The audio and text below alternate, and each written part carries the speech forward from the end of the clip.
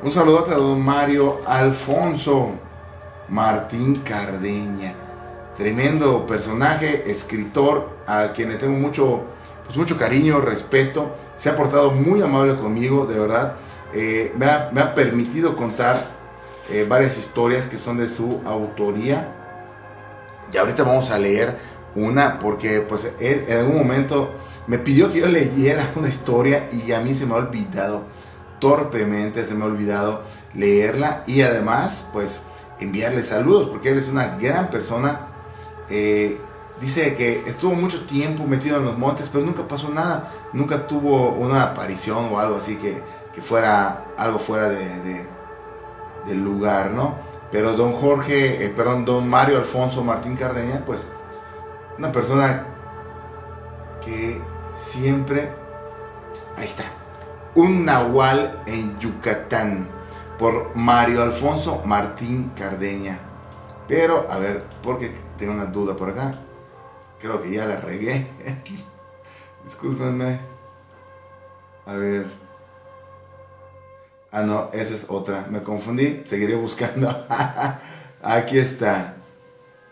Aquí está. Hola a todos los que estaban conectando. Pati Castillo, Chelita, Mariano, Leti. Si alguien quiere contar una historia por aquí, en lo que voy encontrando la historia que estoy buscando, pues adelante, avísenme para que mande la invitación y se puedan unir al en vivo.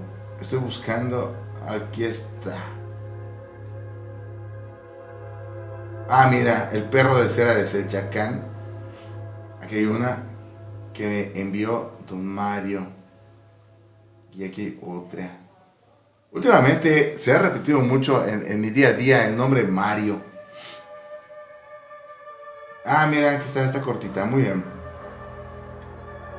Esta historia es escrita por don Mario Alfonso Martín Cardeña, a quien envío un gran saludo, un caluroso abrazo por permitirme leer estas historias y porque él es un gran escritor y es un apasionado también de la cultura maya.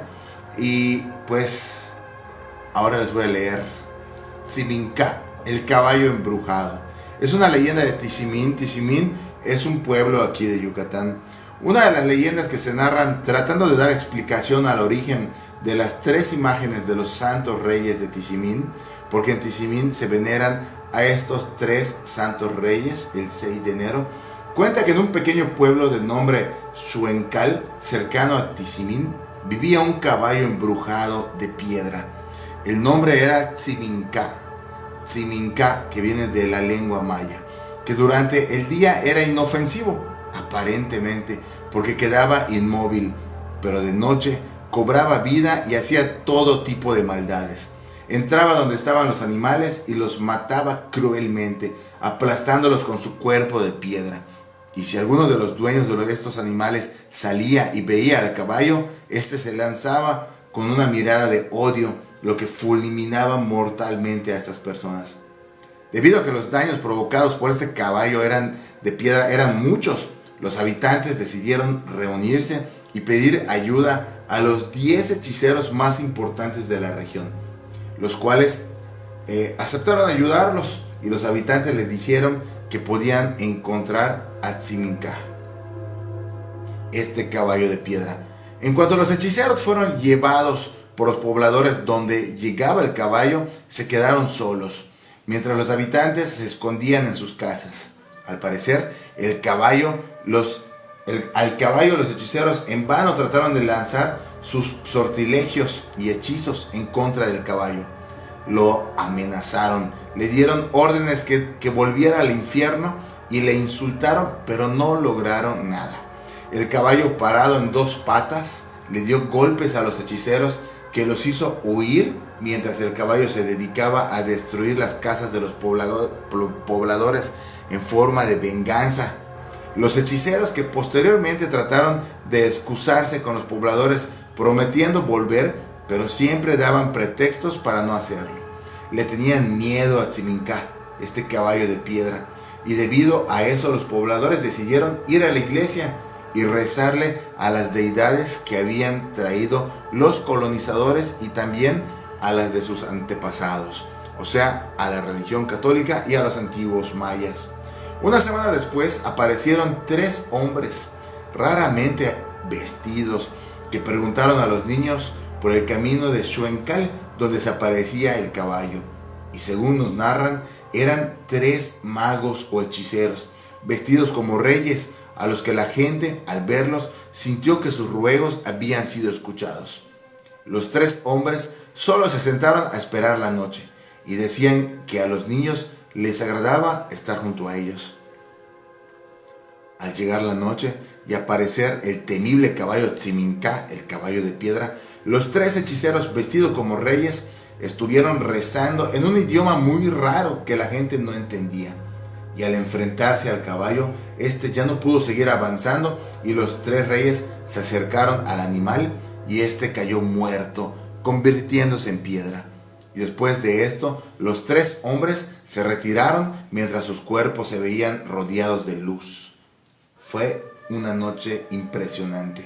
La gente corrió agradeciéndoles y empezaron a despedirse de ellos, y a lo lejos alcanzaron a ver las brillantes siluetas que iban montadas en 2 raras bestias, seguramente el camello y el elefante, que nos dice la tradición de los Reyes Magos, que eran desconocidos para los mayas aún durante el periodo novohispano, y un hermoso caballo blanco, y se alejaban los 3 Reyes Magos juntos mientras seguían a una hermosa estrella que estaba brillando en lo alto. Los habitantes agradecidos levantaron en honor a ellos un altar de los 3 hombres que posteriormente fueron llamados los 3 Santos Reyes, y en Tizimín, Yucatán, cada 6 de enero se veneran a los 3 Santos Reyes. Qué interesante leyenda que nos escribió Mario Alfonso Martín Cardeña, a quien le enviamos un caluroso saludo, porque él siempre nos pide que leamos sus historias,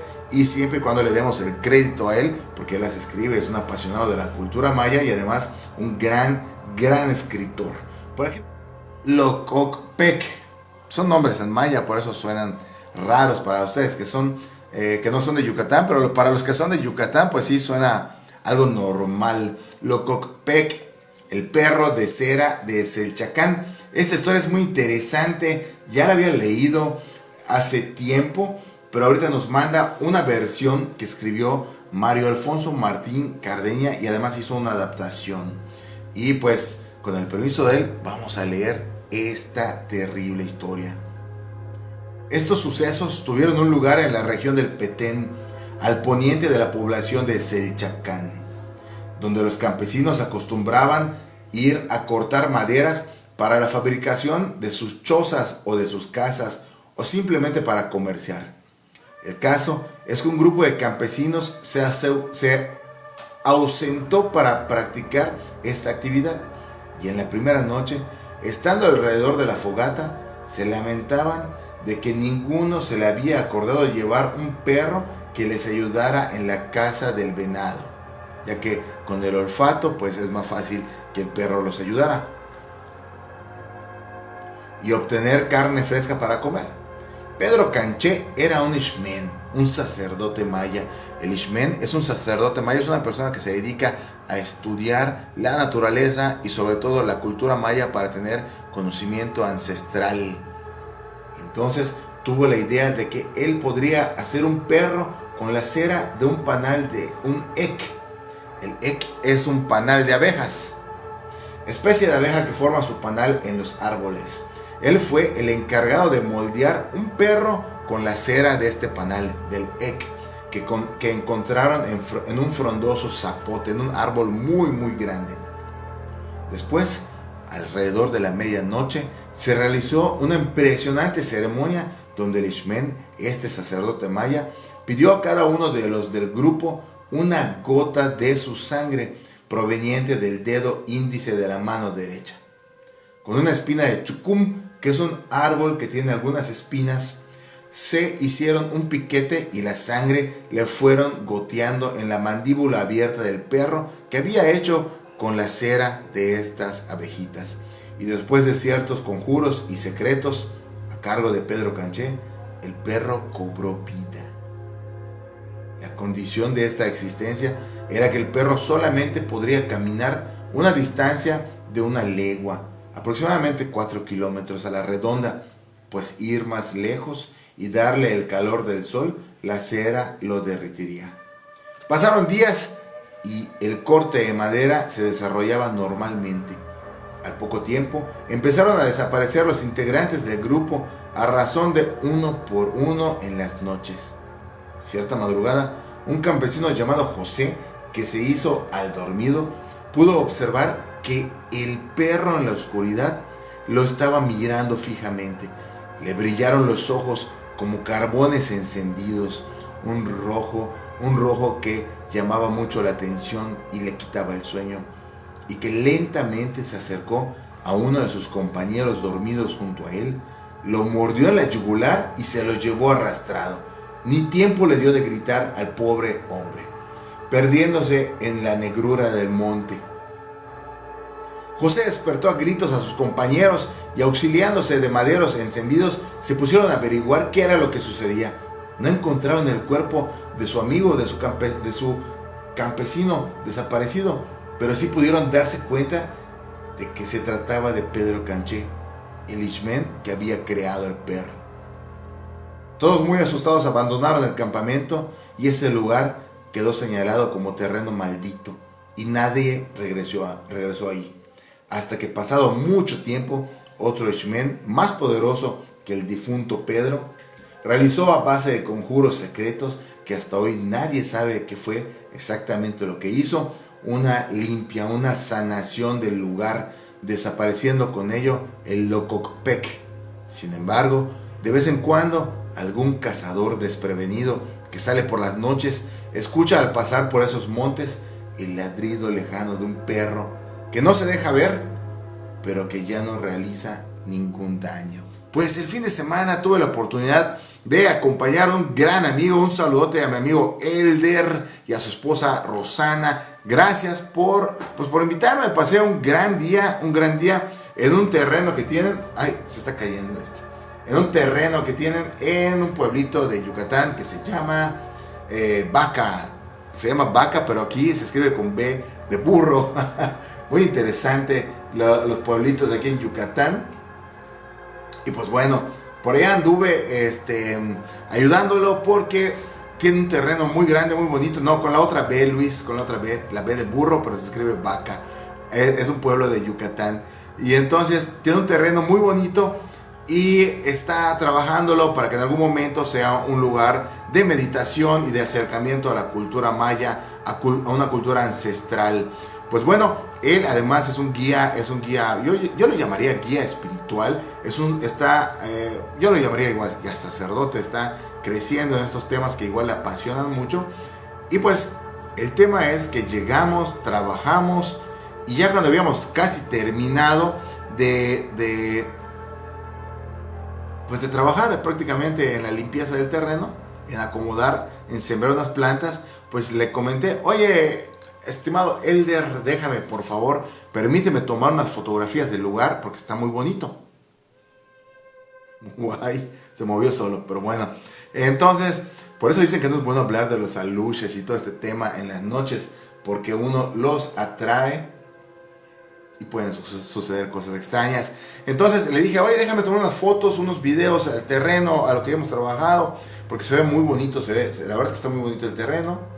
Y pues ahí fui de curioso a tomar las fotos y me acerqué a algunas plantas, estaba yo tomando las fotos, videos, pero para todo esto yo tenía un tripié, lo tengo lejos de acá, si no se los enseño, por ahí anda. Entonces tenía ya el tripié y como ustedes saben, el tripié, o por si no saben, tiene obviamente 3 pies y tiene seguros en cada pie para que pueda hacerse más largo la patita, por así decirle. Pues de pronto le ajusté el tripié, le puse los seguros al tripié y lo asenté y puse la cámara para tomar fotos. Tomé algunas fotos y luego puse el tripié junto con la cámara para sacar un video de unos muñequitos que él tiene que son como podría llamarle como aluches, que son de barro, que son de un pueblo que se llama Ticul, aquí en Yucatán, donde trabajan mucho el barro, unas figuras. Puse la cámara apuntando en video hacia estas figuras, ajusté el tripié, estaba bien asentado, no había un viento que digas, como una tormenta que pudiera tirar una cámara, un celular. Lo dejé sentado y como había mucho sol, pues decidí alejarme un poco para cubrirme en la sombra. Y justo cuando llego a la sombra, volteo a ver el tripié y ya estaba en el piso. Y dije, qué raro, pero rápidamente fui a verlo porque pensé que se pudo haber dañado la cámara. Y entonces llego rápido, lo levanto y mi sorpresa fue que cuando lo levanto, una de las patas estaba metida. Y dije, qué raro, si ajusté el tripié y le puse el seguro, no es posible. O sea, alguien tuvo que haber llegado, quitar el seguro, meter la patita del tripié, volver a poner el seguro, porque así lo encontré, estaba asegurado pero con la pata adentro. Y dije, qué raro que pasen estas cosas.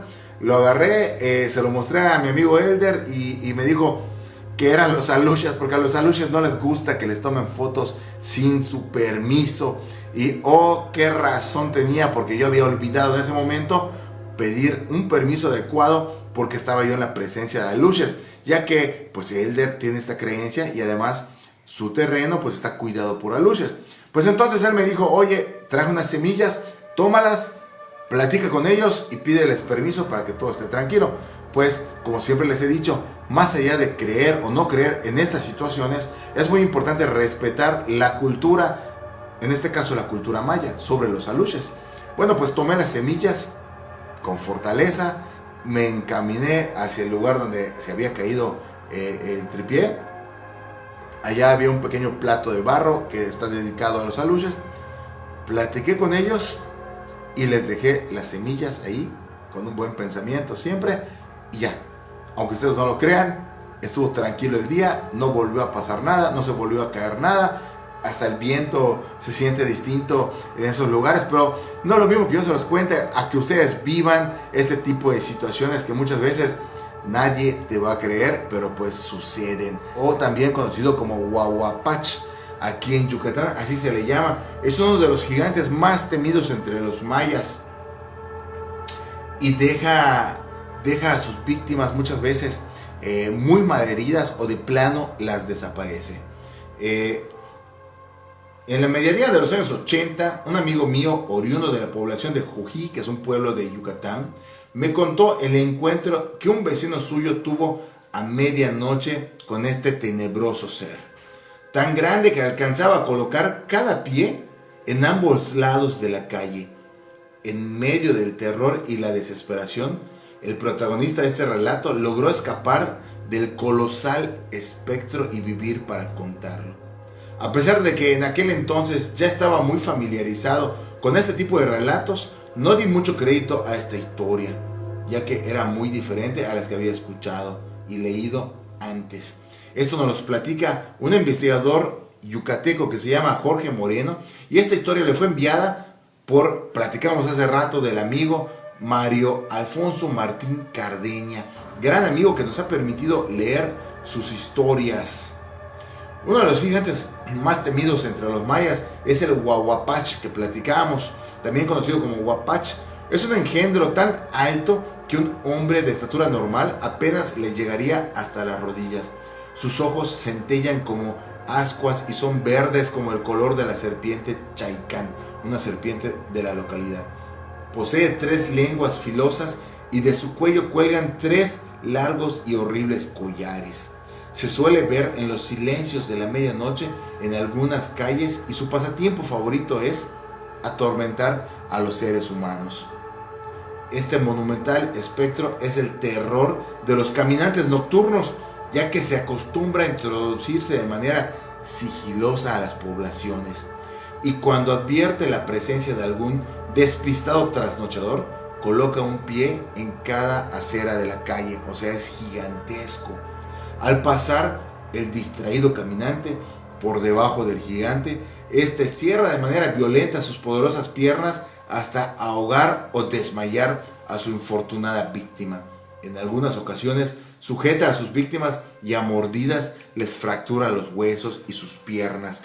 Dicen los que han llegado a verlo que muestra una siniestra sonrisa de satisfacción al momento de realizar sus fechorías. Este ser gigantesco, los mayas lo describen como uno de los seres que cuidan los montes de Yucatán, pero que hay que tener mucho cuidado porque si uno se descuida puede ser víctima del huapache. Y este ser, pues como todos los seres de la mitología maya, pues hay muchas leyendas alrededor de él y mucha gente que lo describe porque lo han visto. El huapache prácticamente se ha extinguido del sureste del país, ya que casi ya no hay relatos recientes sobre sus apariciones misteriosas. Los relatos son muy antiguos de este ser gigantesco.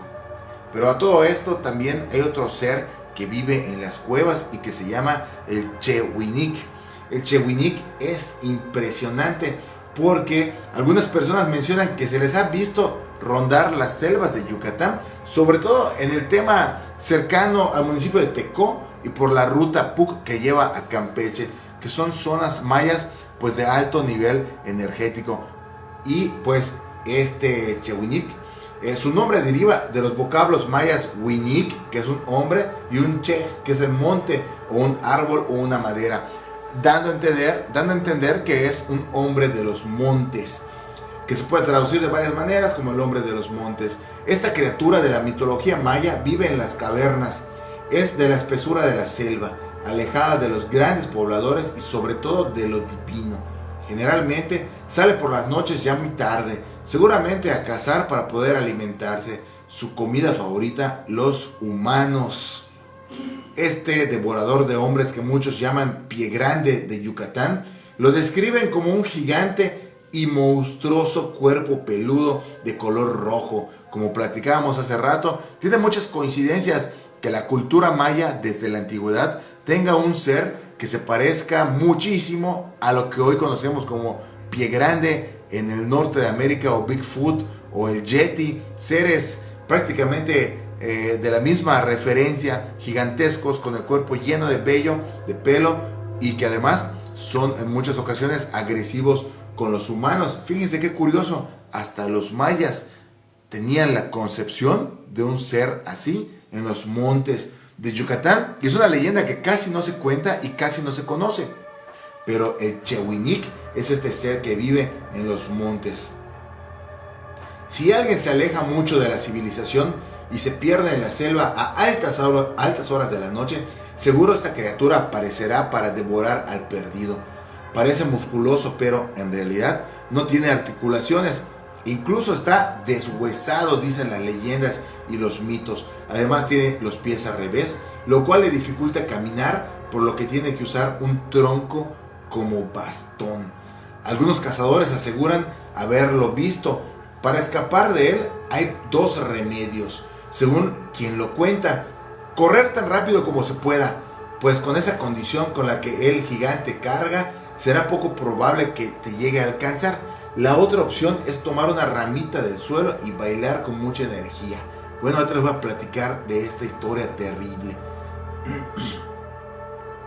Bueno, cuentan los antiguos mayas que habían cazadores que les encantaba salir por las noches a tirar. Aquí en Yucatán se le llama tirar cuando salían a cazar normalmente algún tipo de animal como el jabalí o el venado. De pronto en la oscuridad de la madrugada, cuando este pobre personaje que había salido a cazar se encontraba con un ser tan grande que ni siquiera la mirada le daba para ocupar y verlo. Pero este ser era gigantesco, además de una cara horrible, horripilante, que te podría matar de un infarto. Pero esta persona, si tú te lo topabas ahí, a este ser gigantesco, tenías de dos: o salías corriendo en ese momento, porque la descripción que hacían los mayas de este ser es que era gigantesco, pero al mismo tiempo no tenía articulaciones y sus huesos tampoco los tenía, por lo que este ser, como era gigantesco, andaba caminando, tomándose de los troncos de los árboles como si fueran bastones. Y además, cuando él tomaba un árbol muy grande que le gustaba, pues prácticamente lo usaba como un bastón, y así se iba caminando por los montes buscando su alimento, los seres humanos. De pronto este cazador, al ver al gigantesco ser y asustarse, pues ya había escuchado por su abuelito lo que tenía que hacer. En ese momento él no podía correr porque había quedado en shock y este ser gigantesco, Chewinix, se le había acercado demasiado, lo cual le imposibilitaba correr. Era una muy mala idea. Pero este ser tenía esta condición de los huesos y por eso recordó lo que le habían contado sus antepasados, y el cazador tomó unas hojas que había de un árbol, las bajó, las molió y se las puso en la cabeza. Y luego de ponérselas en la cabeza como si fuera algo chusco, empezó a hacer danzas de manera chistosa, por así decirle, danzas que llamaran la atención de este ser gigantesco. De pronto, en la cara del ser gigantesco de Chewinix se empezó a dibujar una sonrisa y se empezaron a escuchar unas carcajadas horrorosas a través del monte. En ese momento el ser gigantesco no aguantó la risa, soltó su bastón y cayó al piso. Cuando cae al piso, el cazador aprovecha el momento, tira las hojas y arranca a correr. Era la única oportunidad que tenía de vivir. Por eso cuentan las leyendas de Yucatán que es muy importante conocer la manera de poder salvarse de este tipo de seres. Entonces el Chewinix va a tardar bastante tiempo en poder levantarse, porque va a tener que apoyarse de los árboles que estén a su alrededor para levantarse y así intentar comerse a su víctima, pero su víctima ya habrá corrido hasta su hogar. Entonces se construyó una escalera de madera. Esta madera pues es especial, es de una madera especial que se llama zapote, la cual tiene una resistencia muy fuerte y además resiste al agua. Del zapote es donde sacaron el chicle, donde sacaban el chicle hace muchísimos años, y por ahí el zapote es la madera más fuerte y adecuada para ser instalada en los cenotes. Pero bueno, se instaló la escalera de zapote, es una madera oscura, y pues ya teníamos algún tiempo trabajando en la hacienda. De pronto en las tardes, cuando me tocaba caminar por los senderos que tenía la hacienda para cuidar y vigilar que todo estuviera bien, tenía esa sensación tan extraña de que alguien me estaba mirando. Junto con la sensación, de vez en cuando llegaban algunos ruidos extraños como gruñidos, pero estando en los montes de Yucatán y conociendo, te acostumbras a este tipo de situaciones, porque normalmente o te sugestionas o son ruidos que producen animales o el mismo viento a través de las ramas. Entonces ya dejas de tener ese miedo de que fuera un ser supernatural, ¿no? Pues bueno, seguí trabajando, pero siempre con ese pensamiento de que algo no estaba bien, algo llamaba la atención.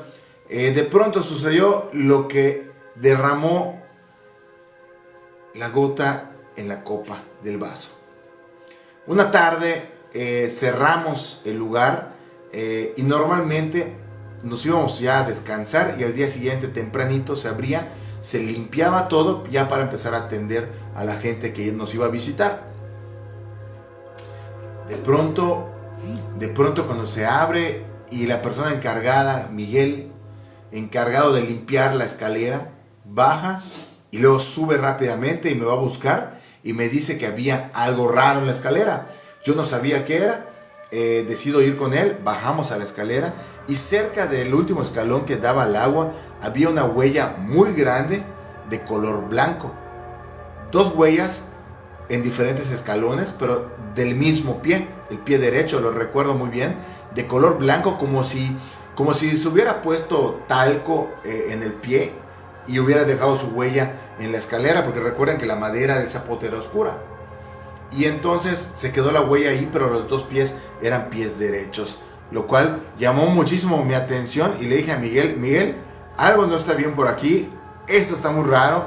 Ni modo que alguien haya bajado en la madrugada a la escalera y se haya metido el agua, pero aún así sus pies se hubieran mojado. ¿Cómo pudo haber dejado a alguien solo en los últimos escalones junto al agua esa huella blanca? ¿Cómo bajó? O sea, ni modo que haya brincado eran 15 metros de la parte de arriba hasta el agua. Esos eran los 15 metros que tenía la escalera para bajar. Entonces era sin explicación lo que nos estaba sucediendo. Procedimos a tomar la foto y a borrar porque había que limpiar. Le mandé la foto a alguien muy especial que se dedica a estudiar la cultura maya y que es una persona con mucho conocimiento de la cultura maya porque es un ancestro. Él ha recibido toda la información y todo este conocimiento por medio de la naturaleza.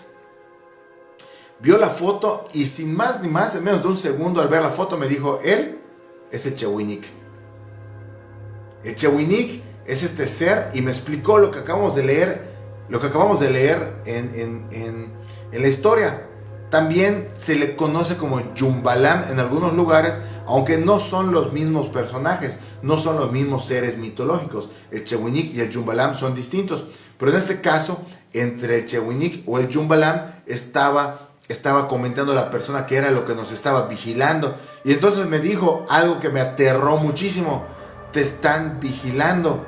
Y entonces recordé que todas esas semanas había estado sintiendo esa sensación horrible de que alguien, cuando caminas por los senderos de los montes, te está viendo, pero tú no logras ver quién es. Y entonces traté de no asustarme porque me iba a empezar a sugestionar más y más, y yo no quería eso. Le dije, maestro, ¿qué puedo hacer? ¿Cómo puedo salir de este problema? ¿Cómo puedo ya que todo esté tranquilo? Pues hay que hacer una ceremonia, hay que hacer ciertas cosas. Y me explicó, acordamos cuándo lo iba a hacer y entonces llegó el día. Durante la ceremonia, que se empezó a hablar en maya, empezó a agradecer y a pedir perdón a los abuelitos, que así le llaman ellos, Noshtat, el abuelito o los abuelitos que están en el lugar cuidando. Pues cuando terminó la ceremonia, él me dijo, mira, los abuelitos quieren que tengas esto y me pidieron que te lo entregue. Y en ese momento el maestro me entregó un silbato maya hecho de barro con forma de un búho, con unos ojos de cristal. Impresionante la figura. Y entonces este silbato me dijo, mira, lo acabo de utilizar para la ceremonia, está ritualizado, es para ti. Ellos me pidieron que te lo entregara porque antes, todas las mañanas, cuando inicies tus recorridos y en las noches cuando te toque hacer recorridos también, silba, usa el silbato y silba. Vas a aprender, vas a ver que vas a aprender y esta va a ser la manera en que te vas a comunicar con ellos y ellos van a saber que eres tú la persona que está haciendo el recorrido para que no te suceda nada. Imagínense recibir toda esta información. En ese momento yo me quedé choqueado porque mi mente está tratando de entender algo que no tiene explicación. Recibí el silbato con mucho cariño, lo empecé a tocar, empecé a practicar y así lo hice. No me quitaba nada, todas las mañanas tocaba el silbato y en las noches, si habían recorridos nocturnos, también tocaba el silbato. Y también dejé, porque me lo pidió el maestro esa tarde, una ofrenda de frutas junto al cenote y me dijo, mira, la huella que encontraste no es que te vaya a hacer algo malo el Yumbalam o el Chehuinic. Simplemente está contento porque ahora ya puede bajar a beber agua. Y está vigilando y está dándose cuenta que ustedes están cuidando el lugar. Y están enseñando la cultura maya. Entonces él está contento, pero aún así te sigue vigilando. Toca el silbato, no se te olvide, para que todo esté tranquilo. Y así lo hice y pues aparentemente todo siguió en tranquilidad. No volvimos a ver ninguna huella extraña cerca del cenote ni en las escaleras, pero aún así yo no le encontré explicación alguna a este tema más que las leyendas de Yucatán.